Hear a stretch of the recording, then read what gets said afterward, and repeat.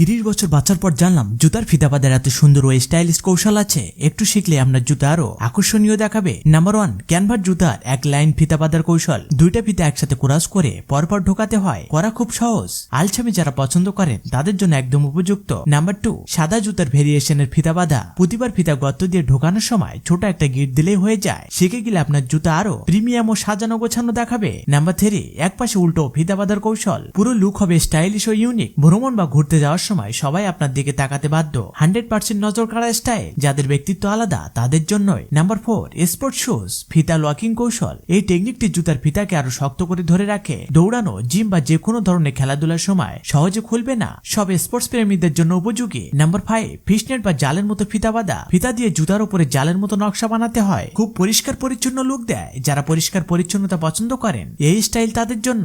Number 6, butterfly বা প্রজাপতি ফিতা বাঁধা। কৌশলটা একটু জটিল, তবে শিখে গেলে জুতার লুক একেবারে বদলে যায়। সৌন্দর্য প্রেমী মেয়েদের জন্য দারুণ উপযুক্ত। নাম্বার 7, লাকি নট ফিতা বাঁধা। জুতার মাঝখানে 3টি লাকি নট দিতে হয়। যদিও শেখাটা একটু কঠিন, কিন্তু জুতার সৌন্দর্য মুহূর্তেই বেড়ে যায়। Number 8, casual shoes. দেখতে জটিল মনে হলো খুবই সহজ। এইভাবে ফিতা বাঁধলে জুতার জিপ বা টাং আর একদম এদিক ওদিক সরে যাবে না। আর সবচেয়ে ভালো বিষয়, ফিতার কোনো দৃশ্যমান গিট দেখা যায় না। সবশেষে অনুরোধ, আপনি কোথা থেকে দেখছেন সেটি কমেন্ট করে জানান এবং লাইক, সাবস্ক্রাইব ও ফলো করতে ভুলবেন না।